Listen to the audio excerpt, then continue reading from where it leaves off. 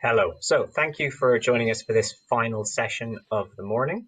My name is Conor Darcy. I'm Head of Research and Policy at the Money and Mental Health Policy Institute. So we've already heard some really powerful, interesting stories of, how gambling problems can affect people's financial well-being as well as their mental health. We've also heard about some of what financial firms are doing to support customers who've been affected. So this panel is an opportunity to think about next steps and where we're going basically in the next months and years ahead.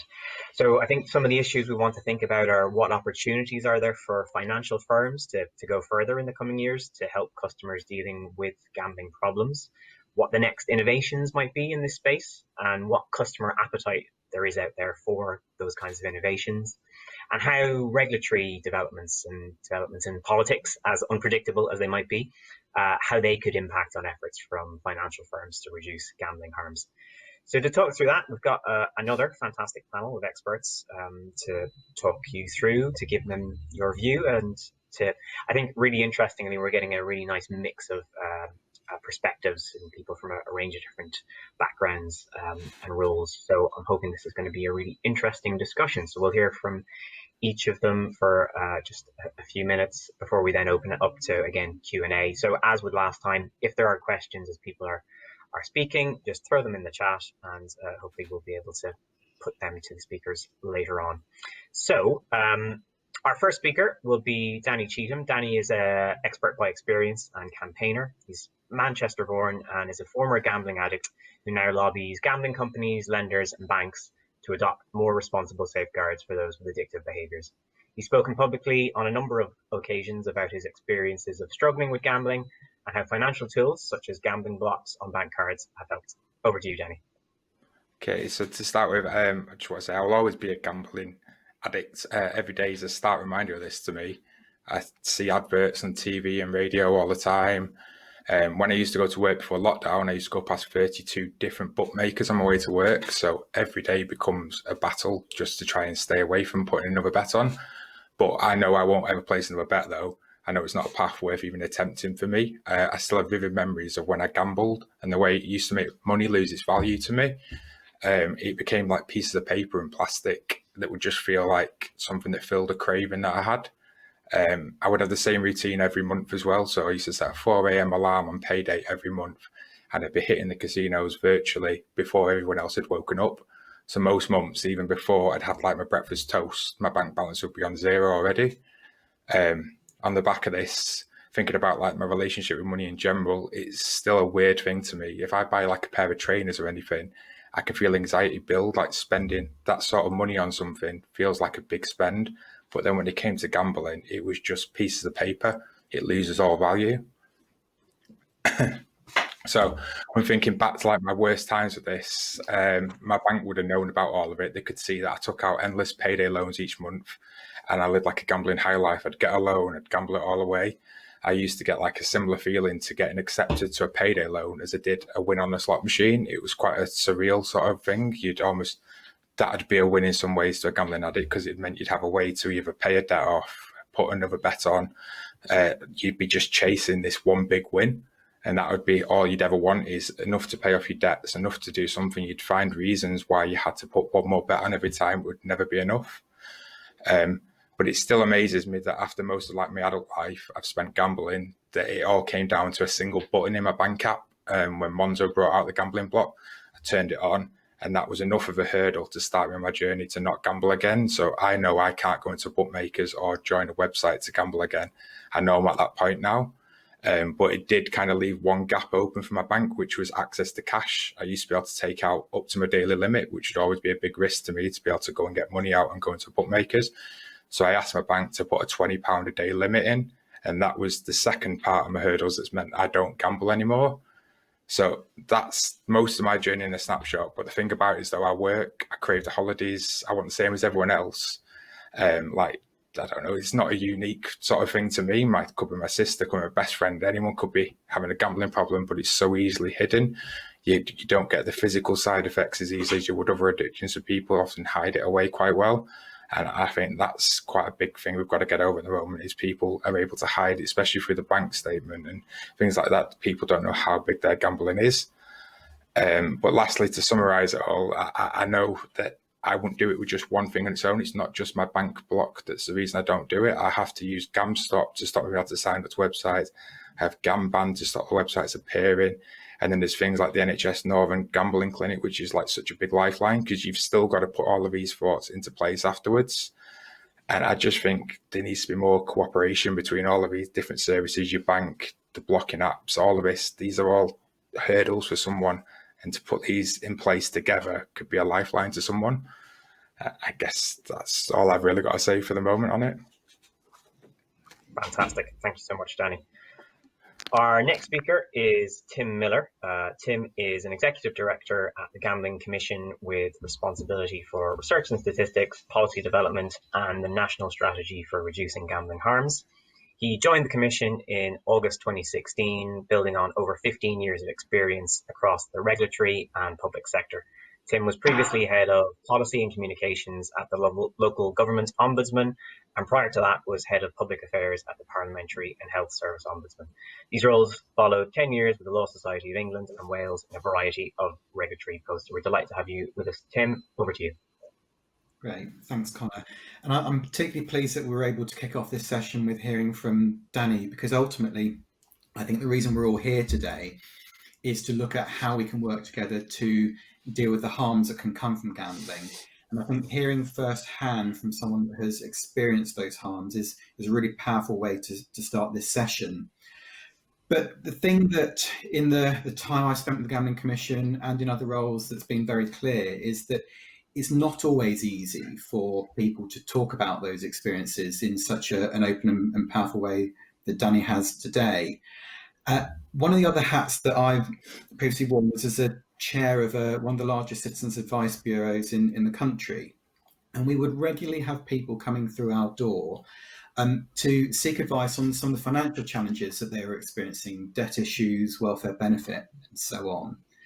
And what was clear was that actually when you started to dig into those issues a bit more, you would sometimes find that actually gambling was very much a key part of those challenges, but wasn't something that they were necessarily comfortable and confident about actually talking about and seeking help about.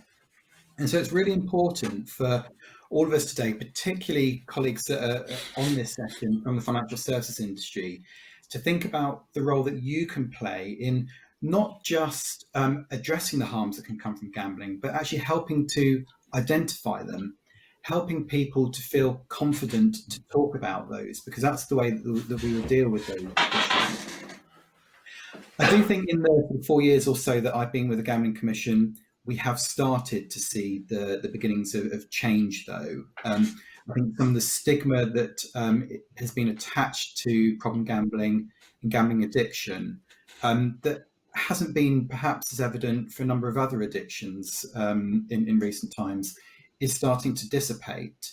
I think people are recognising that gambling harms are absolutely a public health issue and need a public health approach taken to them.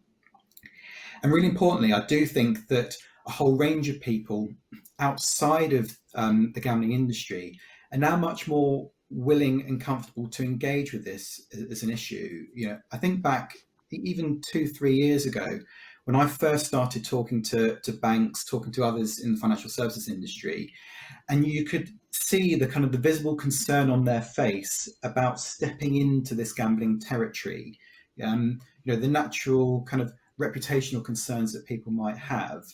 But I think in some of the actions that we've seen financial services taking over the last year or so, with the use of blocks and things like that, we have seen a change in those attitudes, and I think a real openness from everyone to get together and work together to address this issue. And that sense of collaboration is what we quite deliberately put at the heart of our national strategy for reducing gambling harms, which we published last year. You can find it on our website. There's kind of copies of it floating about in various places. And really what we wanted to do was try and encourage a collaborative effort on trying to address and importantly prevent gambling harms from happening. I think this conference today is a prime example of how that's starting to work, how we're bringing together people from different organisations, different sectors, different backgrounds, but with a shared and common goal of wanting to reduce gambling harms. I think just to close really quickly, the offer from us as the gambling regulator is to be willing to work with anybody that wants to deliver on those objectives of reducing harm, to kind of support you in trying to work through how you can make a difference, and to ensure that we're all working together effectively. Brilliant. Thank you very much, Tim. So our next speaker lined up is Carolyn Harris, MP. Unfortunately, due to some technical issues, Carolyn isn't able to join us today, but she has been able to record a video for us with some of her remarks. Carolyn worked in a variety of roles within her community before commencing her parliamentary career in 2005, when she worked for the then MP for Swansea East, Jan James. She was then elected as MP for Swansea East in 2015, and earlier this year she was appointed Parliamentary Private Secretary to Keir Starmer. Aside from these duties, Carolyn is a true campaigner and chairs the all-party parliamentary group on gambling-related harm. So we can play the video from Carolyn now.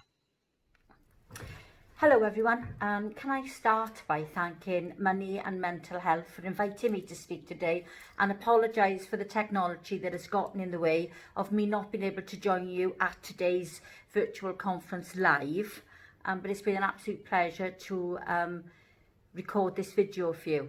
A little bit of background for those of you who don't know me. My name is Carolyn Harris. I'm the Member of Parliament for Swansea East, and I'm also the Deputy Leader of the Welsh Labour Party.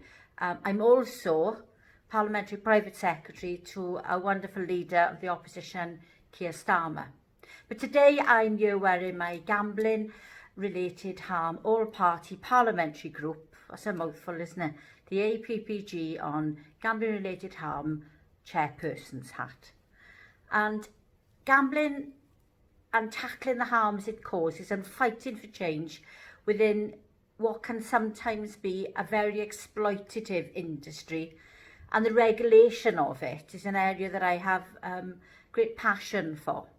It's something that was first brought to my attention a few months into becoming an MP, and I was asked to campaign on this back in 2015, and we started campaigning on the dreadful fixed odds betting terminals and the amount of money that could be spent on those machines. But gambling addiction and gambling-related harm is a significant problem, and the risks have grown exponentially with the rise of online gambling and the limited protections available to gamblers. There are no stake limits online. There are no mandatory deposit limits. The controls on the game designs are not sufficient, and neither are affordability tests. In this environment where controls are limited and people are bombarded with advertising and marketing on a daily basis, the financial sector has a key role to play in supporting those with gambling problems. I strongly commend the actions of the banks such as Starling and Monzo and Barclays and Lloyds, who've taken that step to actually put in what we call friction and to put in blockers with calling off periods on people's bank accounts, which make them think about whether they want to unblock their card before they make another gambling transaction. And that means that this quasi-blocking of their card does very often help with problem gambling. But I'd like to see banks going further than that. And I've always advocated that people who borrow money, whether it's payday loans or more conventional kinds of banking, people who are actually in overdraft, I think we should be making it more difficult for them to use those funds to gamble. Earlier this year, gambling on credit cards was banned, and on systems such as PayPal, and that was something that we'd campaigned for in the APPG for a very long time. So I was really pleased to see that coming about, but we still need to go further. People who gamble will always try to find money in order to gamble, and sometimes commit crimes in order to do that. And whilst I would never advocate committing crime as a way to fund gambling, we need to recognise that this is a mental health and public health issue, and addictive gambling is the same as any kind of addiction to alcohol or tobacco, and we have to do our best to support these people through their addiction and try to get them out the other side. So we're on the brink of what I hope will be a completely different and long overdue gambling review. We're waiting for the official announcement, but I can tell you off the record that I believe it's imminent and that we will see big changes coming about, age limits, stakes, the kinds of advertising, the kinds of structures within accounts. I think we can expect to see all these kinds of things happening. And I've got great ambition for the Gambling Act, and I have great ambition to make sure we get sensible gambling reform. What we cannot fail to notice is that the current Gambling Act of 2005 was from an analogue time, and we're now in 2020 in an era of technology, and nobody in 2005 could ever have envisaged the kind of culture that we will be living now, and the way that technology had developed to such a point where it all but runs our lives. And unfortunately, for those people who have a problem with gambling, it more than runs their lives, it dictates their lives, and unfortunately in some cases takes their lives. So I would urge you all to participate in the review when it is launched and make a contribution to reflect what you as a sector could contribute, or what you see as being an issue. And if we all work together with one aim, which is to make the gambling world a safer world, I'm sure that together we can encourage the government to get it right. So again, apologies for not being with you. Have a lovely conference, albeit virtual. I'm going to go off and vote now in the House of Commons, and that's what I'm going to be for the rest of this conference. But my thoughts are with you, and please take care and look after each other. Bye-bye. Thanks very much to Caroline for those comments. Our next speaker is Chris Fitch. Chris Fitch is a research fellow at the University of Bristol and vulnerability lead at the Money Advice Trust. He has led a programme of award-winning research and intervention work on consumer vulnerability, and this has involved improving practice in more than 300 firms with 28,000 staff and right across financial services and essential service sectors.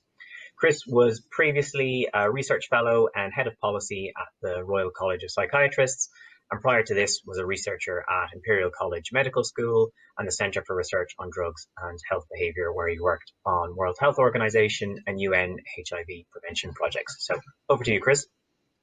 Hello.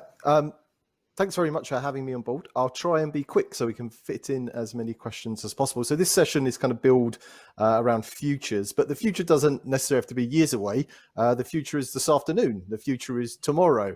So what could we do in financial services tomorrow? And I'm sure that makes some colleagues raise their and arch their eyebrows as I say this. Well, the first thing is that financial services are not just banks. And interventions in financial services are not just bank card gambling blockers. Many of us are already looking at a wide range and across the whole of financial services. And within this, we want the FCA to take leadership and show their responsibility. And I'm going to make 2 quick points on that, first of all. Firstly, I think it'd be really helpful if the FCA acknowledges that it already regulates gambling firms. Spread betting falls under FCA control. If you go to any spread betting firm, you'll see that it's licensed by both the Gambling Commission if it offers fixed odds and by the FCA if it offers spread betting.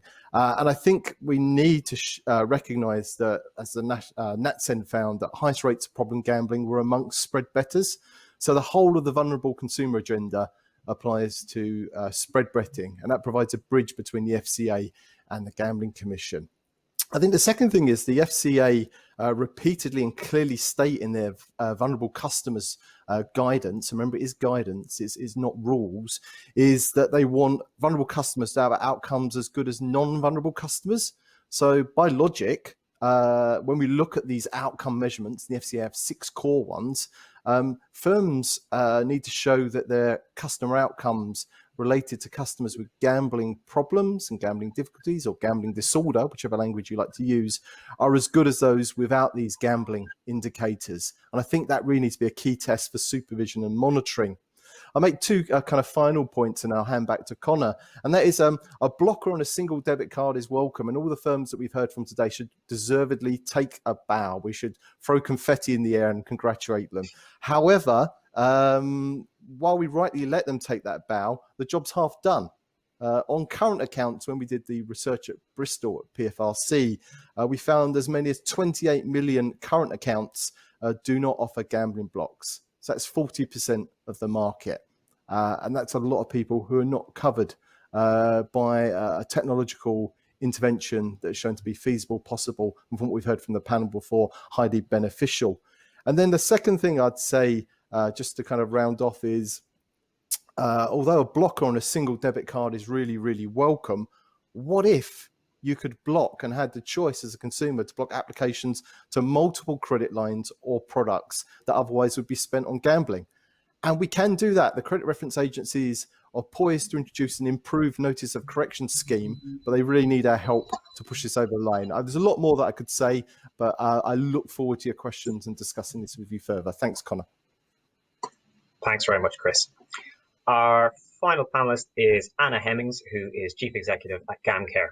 Anna joined GamCare in January 2018, and she has extensive experience in health and social care with a focus on addictions. Anna has extensive senior management and board level experience in large and complex organizations.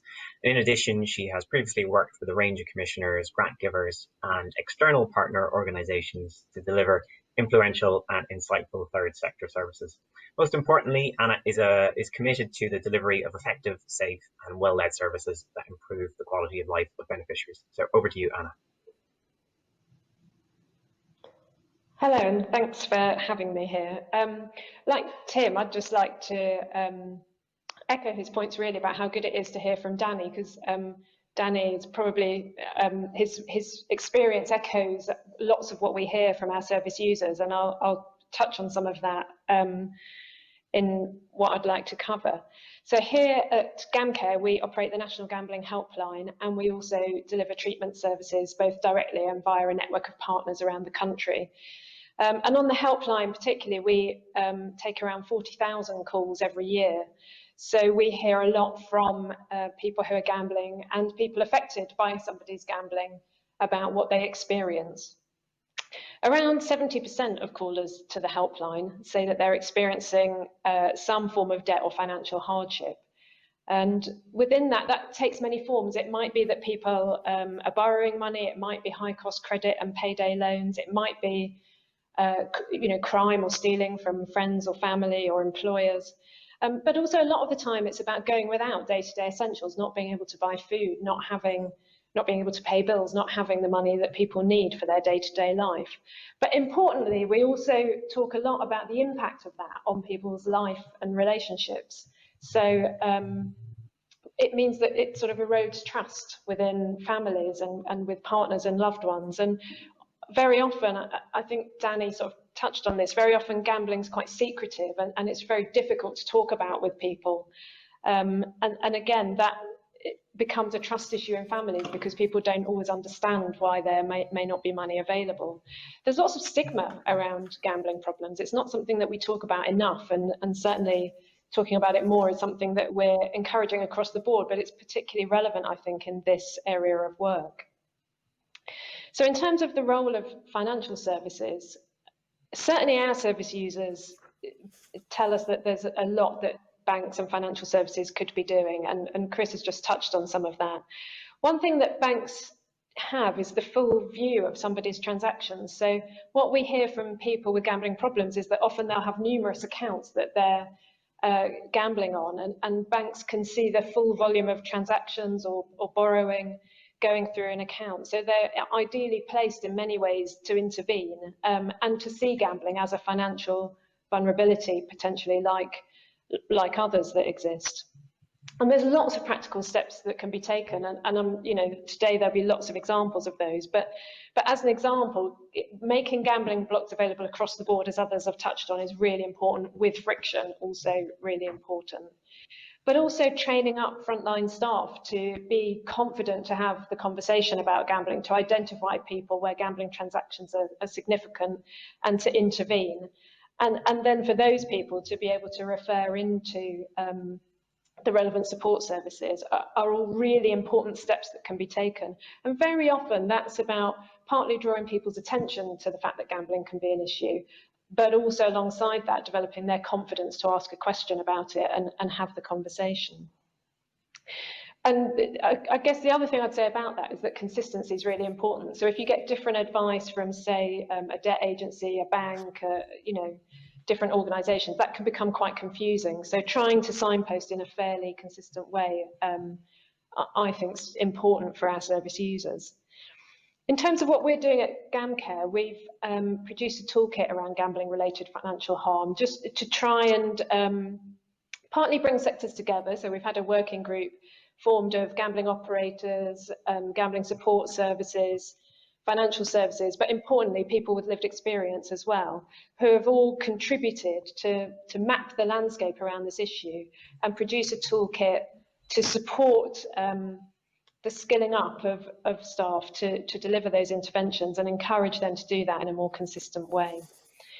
So, I mean, I'm sure that lots of questions and discussion will follow, but that's it from me in terms of the opening comments. Fantastic. Thank you very much, Anna. And that's also a nice plug to keep your questions coming in. We've already got some really good ones, but please do make use of the chat and ask anything that crops up to your mind.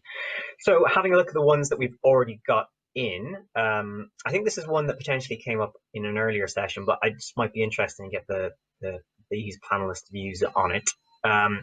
Lenders have a lot of experience of assessing affordability for credit and debt payments. What could gambling firms and the regulator learn from how lenders assess affordability?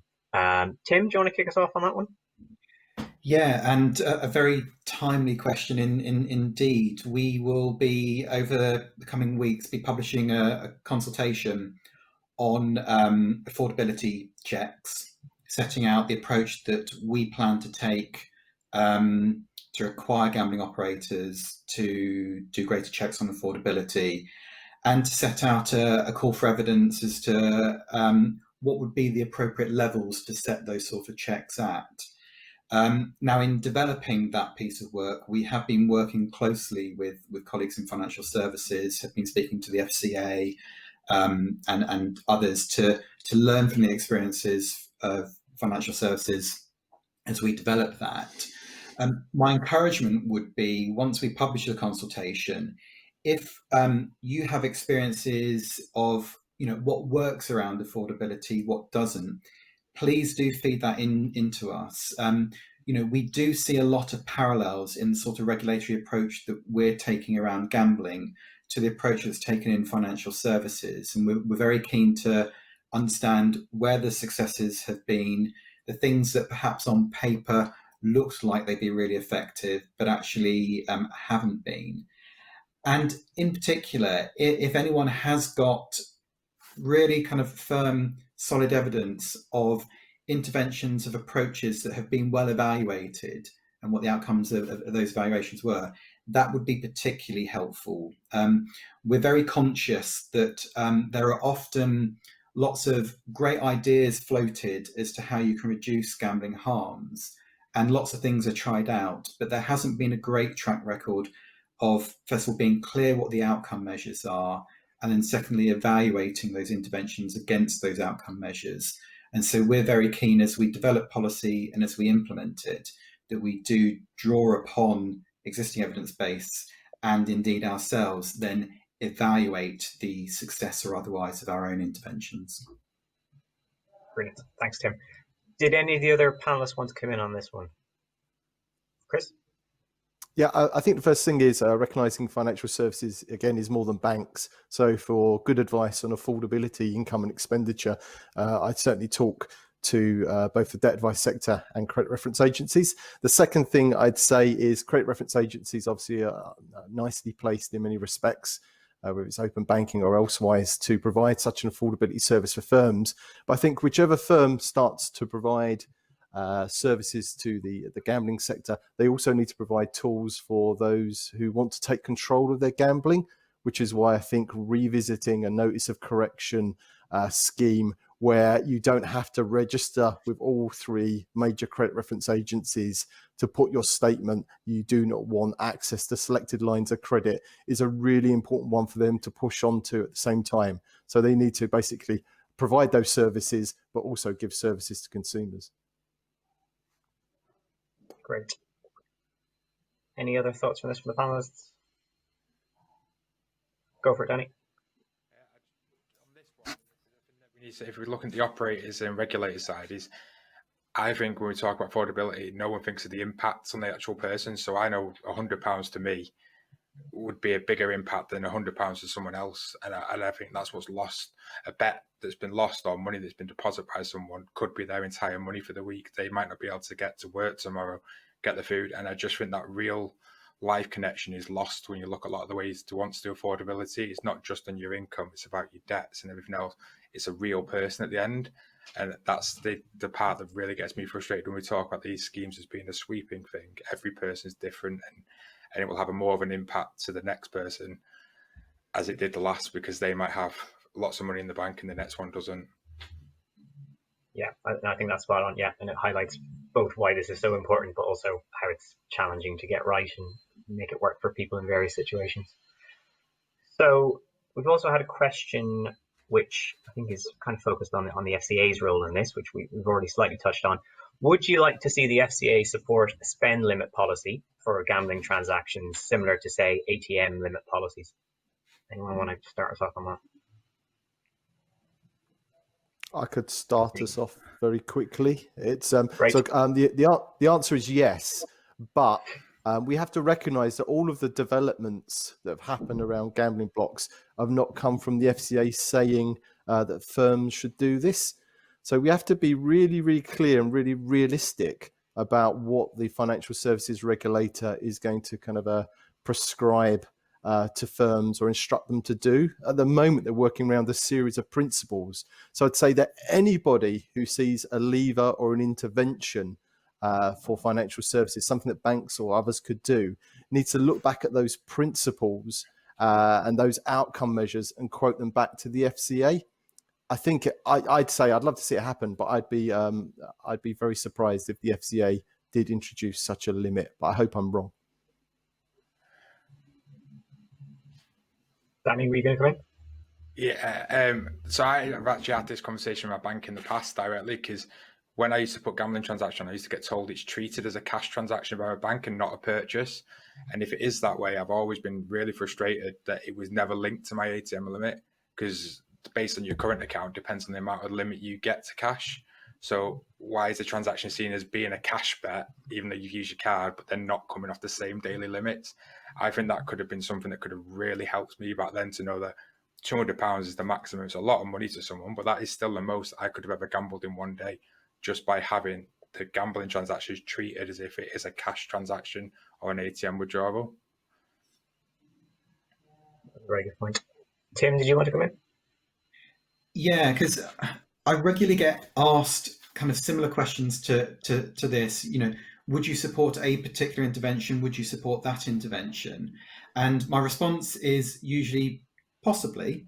The key thing is interventions need to be evidence-led and evidence-measured as well. And we've seen examples of things that common sense might tell you could be really effective, but actually either don't address the harms or actually have unintended consequences that can make harms worse. So an example of that would be several years ago, it was decided to impose a limit on the number of fixed odd betting terminals that an individual bookmakers could have.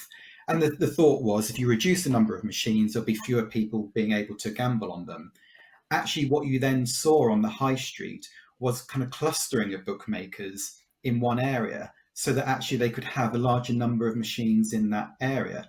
So something that might look great on paper actually didn't necessarily deliver the outcomes that it was intended to. And I think it's really important, whether it's the gambling industry, financial services industry, or others, to looking to be innovative, try new things to address harms, that we ensure that we are evidence-led. That might mean piloting things, first of all. It certainly means properly evaluating those things. and avoiding the risk of rushing to what might sound like simple solutions. Hopefully they may well be, but we've got to properly kind of test those things, because in the end, if they don't work and they're actually harmful, this is people's lives that we're impacting upon. Anna, is that something that comes up with the working group that you mentioned earlier on, where you do have people from lots of different perspectives on this? Yeah, so it does. I think what I would like to add is the importance of collaboration in this. So Danny talked earlier about how the combination of merchant code blocking, self-exclusion and blocking software, plus seeking help and support, have all collectively provided a sort of toolkit that's been helpful in creating a barrier to access in terms of gambling, but also it's important to seek that help individually as well. And I suppose what that reflects is that there's no one silver bullet, there's no one organisational thing that will resolve some of the issues we're dealing with. But what's really important is that everybody's at the table and everybody's having the conversation. So I think more involvement of the FCA would be welcome, particularly in terms of consultation with people with lived experience and with the range of organisations involved in this work, to get to a place where we've got that combination of tools and support available to people that is consistently communicated as well. In terms of that collaboration, which I think nearly everyone has touched on now, are there barriers specifically that are in place that's preventing that collaboration that could be removed, or is it just building those relationships and the sorts of events like today where hopefully it can kind of join some of those dots, or is there any other pushes that could be helpful from any organisation? I mean, I can say something here. Sorry, Anna, do you want to go first?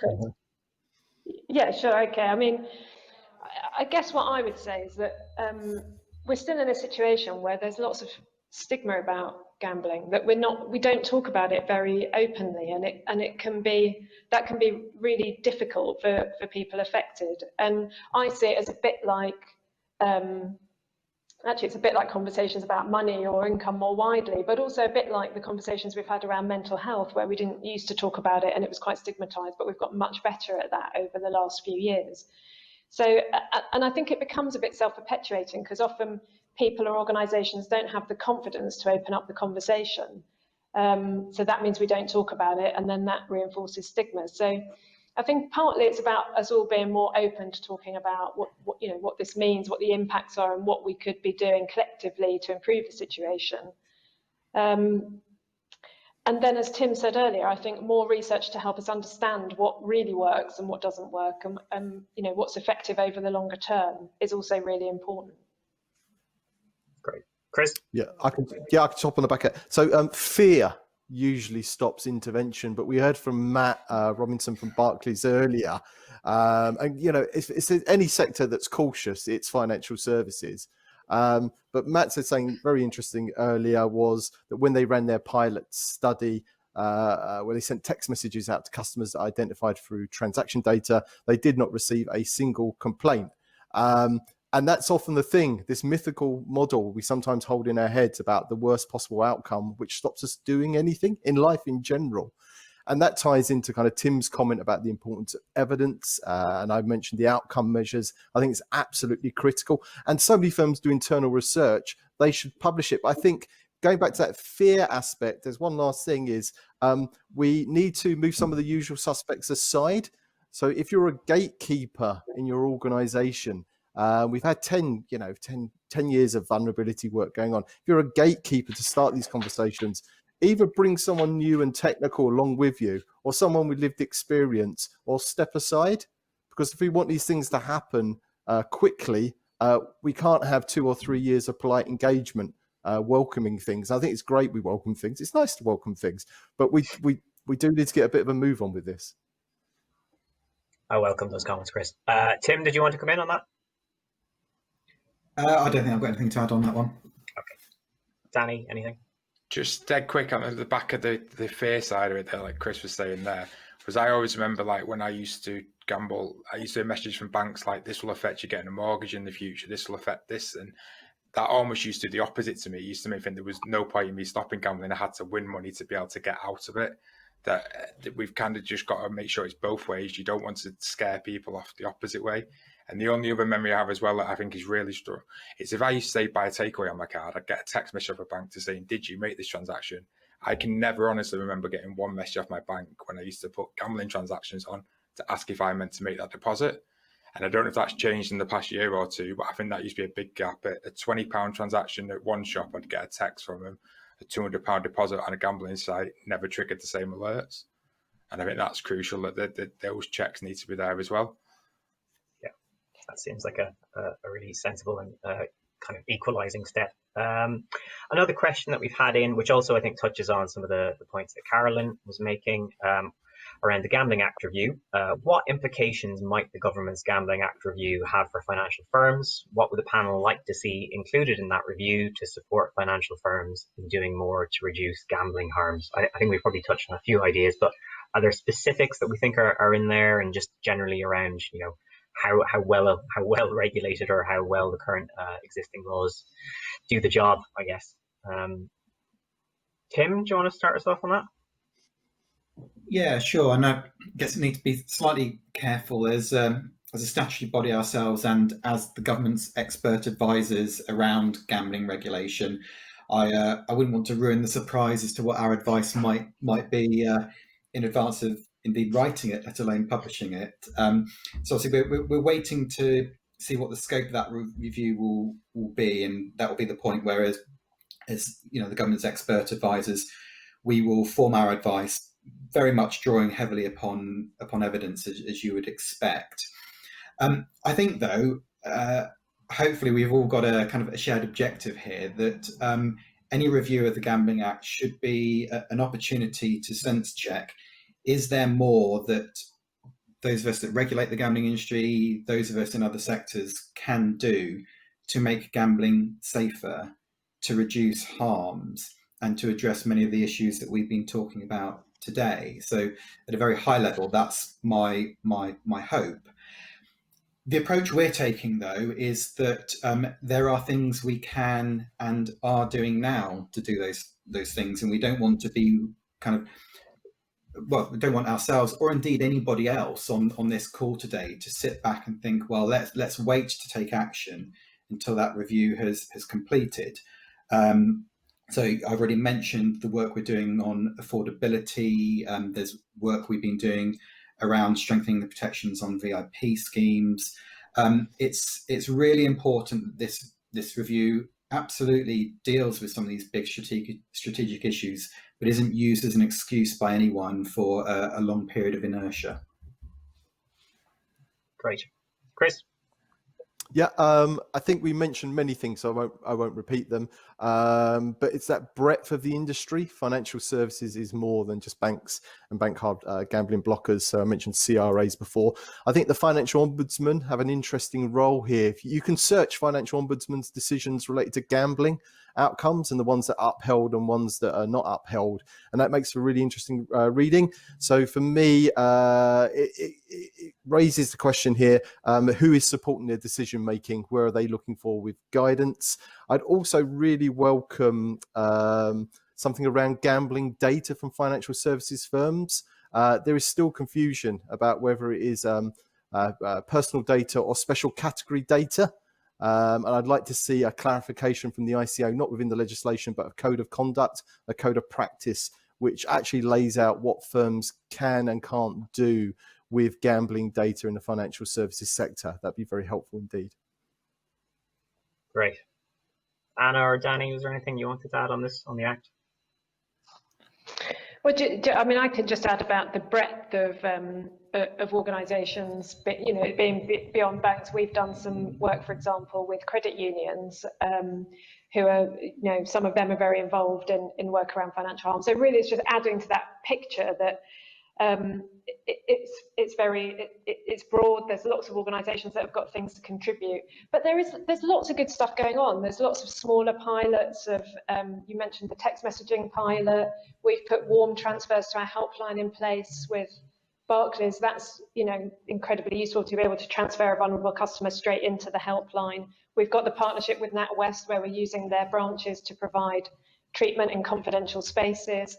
There's all of these things are important and can take us forward in different ways, and we don't need to wait for the Gambling Act to progress that work. I think we need to keep it moving in the meantime and keep evaluating what works and get to the point where maybe an outcome of the Gambling Act review would be that we, by the time that's completed, we have a better understanding of what combination of things works best for people, so that we can achieve that kind of consistent messaging and approach wherever people are cropping up, because actually people with gambling problems are known to lots of different services. They're known to the gambling operators, they're known to banks, sometimes lenders, sometimes debt organisations, sometimes they're GPs, but often none of those people quite crack it in terms of having the conversation and getting that person to the help that they need. And I think that touches nicely on some of the points you made, Danny, at the start around how there was one thing that got you going with the blocks, but then you needed kind of other stuff that built upon that initial action. Do you think there's other things? We've already talked about lots of progress that has been made. Are there other specific big gaps where you feel that a bit more action could really help? Personally, I think there's a big gap when banks can see money that's coming in. So if they can see I've took out a loan or it's my salary, and they know that's the only money I'm going to get this month because that's what their data shows, and then instantly within an hour that I can spend the entire amount on gambling website. And I think that's a bit of a gap there. Sometimes banks get a bit fearful about, it seems to me anyway, about approaching customers to say, is this a problem or not? But it doesn't take much to see that if I've got all my money in and it's gone straight away, that there is likely to be a problem there that maybe needs someone to step in before it's another month gone. It's another huge amount of money. Everything's one step further down the path that makes it more difficult to get back to normal. So stepping in isn't going to be offensive to anyone. And when you have had those kind of conversations with banks, or maybe you've heard of other people, I suppose, again, that fear that we've talked around banks or other financial services firms, where they're worried about raising it, where they don't want to offend people. Is there a right way that people can do it? Again, bearing in mind, potential mental health problems that people might have, as well as just the general stigma. I guess that's the thing, because everyone always says it's a nanny state, your bank does this, and they always use terms like that, and it gets me really frustrated because it's not. If someone was showing physical side effects from another type of drug or addiction, there would people to step in and would say, maybe you need to go get help. So the bank's got the data there, or the loan company's got data there from your credit file. All of these people have this data there. That's the same as a physical side effect from another addiction, and should be used to help people, not to be, oh no, we can't share this with anyone. We've got to be more open with it all to try and stop other people getting so far down the path they're in debt, they're skipping meals, they can't do anything to get out of it without someone else stepping in sometimes. Yeah, definitely. I think some of the research we've done definitely backs that up as well, where people are keen for, kind of appropriate outreach from their financial service providers. I suppose one of the other areas that we touched on earlier, and a thing that Henrietta mentioned, was specifically on the credit card ban, and that had made a positive difference. I wonder, Tim, if you had any reflections on the impact of that from what you've seen and what you've heard about people's gambling behaviours. But also, and I guess this is a bigger challenge and comes back to this issue of needing more than one step. How worried you are about people finding ways around that, using other forms of credit, where again this might present, it's a small hurdle that people end up being able to kind of work their way around. Yeah. So I think this was a really important development to take the decision to ban gambling with credit cards earlier in the year. We're still in kind of fairly early stages. Obviously, we'll keep gathering the evidence to properly evaluate the impact of that intervention. Be true to what I've said earlier. But certainly in developing the policy, the evidence to us seemed clear that this was the right road to be going down. That we found there were sort of around about 800,000 people that were using credit cards for gambling. And when you started to look at the data around rates of problem gambling, about 22% or so of online players that used credit cards were classified as problem gamblers, which is significantly higher than the overall population. So there was for us clear evidence to take that intervention. And importantly, we quite specifically looked at what evidence there was of consumer benefit to being able to use credit cards in that way. And actually the evidence of that was limited at best. And the few things that were suggested in themselves actually were indicators of harm. So we had some responses from consumers saying, well, by using a credit card, it's easier for me to hide from my wife that I'm gambling. Well, I'm not sure that actually is a consumer benefit. That is a possible indication of that person experiencing harm, and indeed the people around them experiencing harm. So to say, we will continue to evaluate. We are conscious that, like with any intervention, nothing is a silver bullet and there will always be potential loopholes. So far, we haven't found evidence of significant opportunities to circumvent the credit card ban. There were worries with the way that electronic wallets and things like that operated. That could be a way around, and that hasn't been the case. We were very mindful of that in developing the wording of our rules. But I think the wider question it does flag is the way that technology gets used. That certainly financial services, I think, are one of those industries that are increasingly innovative in the way that they use technology, often for consumer benefit, which is great. The thing to be mindful of is in those innovations that are perhaps for the benefit of consumers, how aware are you of the potential adverse consequences for more vulnerable consumers, for consumers that are experiencing harm?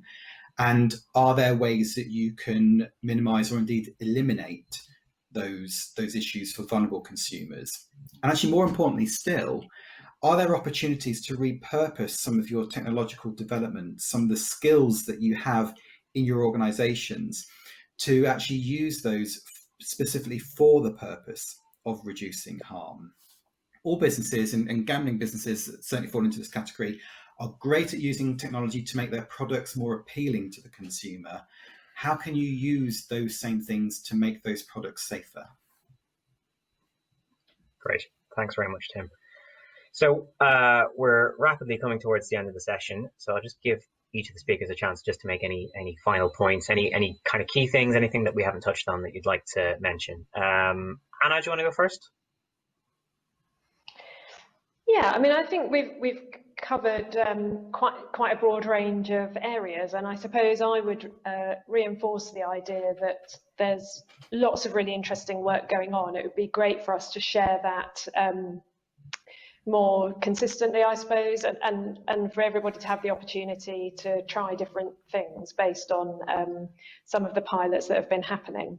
The Gambling Related Financial Harm Toolkit is available on GamCare's website. That's not a bad place to start. But actually, for me, I'll just reinforce this point about, and I think Chris made the same point a different way, really, that fear, stigma, lack of confidence in having the conversation is a big barrier, but it's one that's reasonably straightforward to overcome.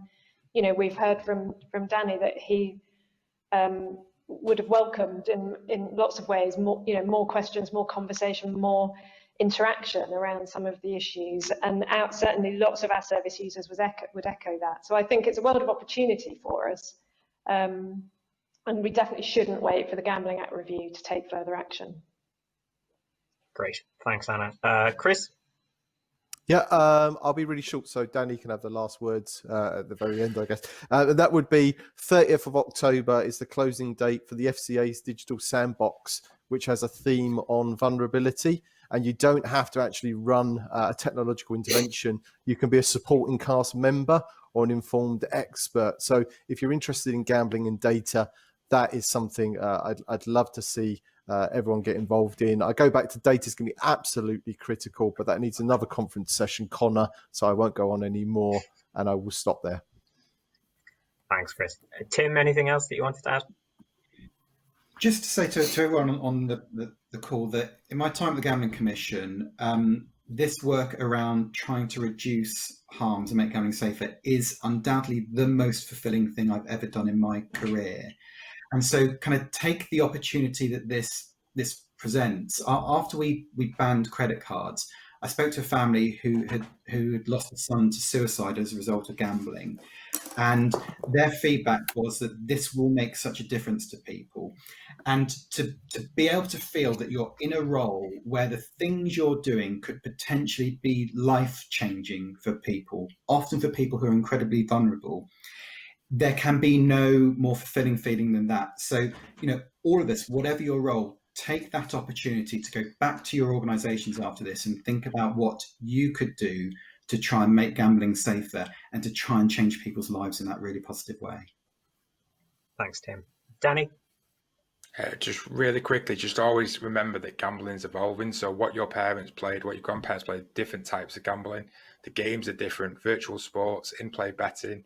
So whatever you're trying to do, you've got to remember it might not be the gambling that you remember or someone else has told you about. We've kind of got to keep up with some of these operators and the way that they bring these new gameplays out. Excellent. Thank you very much, Danny. And thank you to everyone for that. I found that a really fascinating discussion that's kind of set out how much progress we've made, but how much room there is to kind of see more beneficial change for